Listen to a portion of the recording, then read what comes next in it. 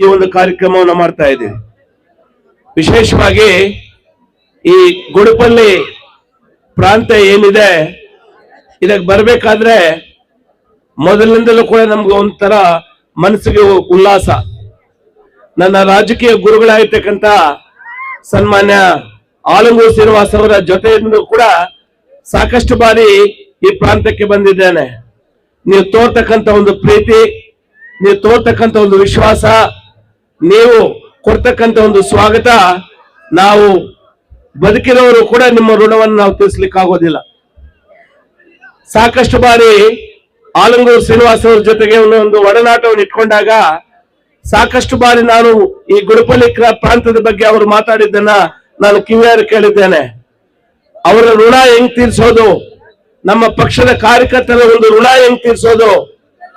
ಯಾಕಂದ್ರೆ ನನಗೆ 2 ಬಾರಿ ಅಭೂತಪೂರ್ವವಾದಂತ ಒಂದು ಮತಗಳನ್ನ ಹಾಕಿ ಒಂದು ಅವರ ಸೇವೆಯನ್ನು ಮಾಡುವಂತ ಒಂದು ಅವಕಾಶವನ್ನು ಕೊಡಿಸ್ಕೊಟ್ಟಂತ ಅವ್ರಿಗೆ ನಾವು ಯಾವತ್ತೂ ಕೂಡ ಚುನಾವಣೆ ಇರ್ಬೇಕಂತಕ್ಕಂಥದ್ದನ್ನ ಆವಾಗ ಮೆಲ್ಕಾಗ್ತಾ ಇದ್ರು. ನಿಜವಾಗ್ಲೂ ಕೂಡ ನಾನು ಬಹಳಷ್ಟು ಸಾಕಷ್ಟು ಕಾರ್ಯಕ್ರಮಗಳನ್ನ ನಮ್ಮ ಶ್ಯಾಮೇಗೌಡರು ಇವ್ರ ಜೊತೆಗೆಲ್ಲ ಬಂದಿದ್ದೇನೆ.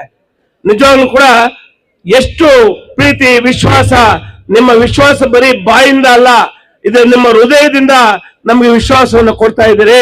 ನಿಮ್ಮ ವಿಶ್ವಾಸಕ್ಕೆ ನಾವು ಯಾವತ್ತೂ ಕೂಡ ಬೆಲೆ ಕಟ್ಟಲಿಕ್ಕೆ ಆಗೋದಿಲ್ಲ. ಯಾಕಂದ್ರೆ ದೇವರ ಸನ್ನಿಧಿಯಲ್ಲಿದ್ದೇವೆ. ಒಂದು ಮಾತನ್ನು ತಮ್ಮ ಮುಂದೆ ಹಂಚ್ಕೊಳ್ಳಿಕ್ಕೆ ಇಷ್ಟಪಡ್ತಾನೆ. ಭಗವಂತ ಎಲ್ಲವನ್ನು ಕೊಡ್ತಾನೆ, ನಮ್ಗೆ ಆಸ್ತಿ ಕೊಡ್ತಾನೆ, ಅಂತಸ್ತು ಕೊಡ್ತಾನೆ. ಆದ್ರೆ ನಮ್ಗೆ ಒಳ್ಳೆ ಮನ್ಸು ಕೊಡ್ಬೇಕು, ಮಾನವೀಯ ಮೌಲ್ಯಗಳನ್ನ ಬೆಳೆಸ್ಕೋಬೇಕು.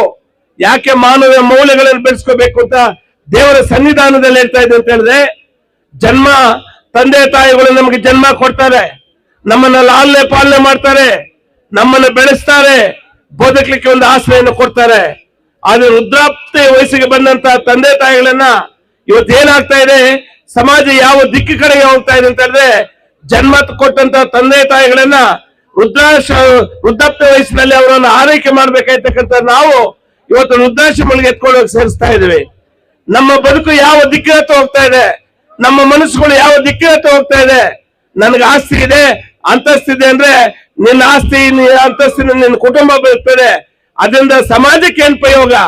ನಿನಗೆ ದೇವರು 100 ರೂಪಾಯಿ ಕೊಟ್ರೆ 80 ರೂಪಾಯಿ ನೀನು ಉಳಿಸ್ಕೋ, 20 ರೂಪಾಯಿ ಜನರಿಗೆ ಕೊಡು.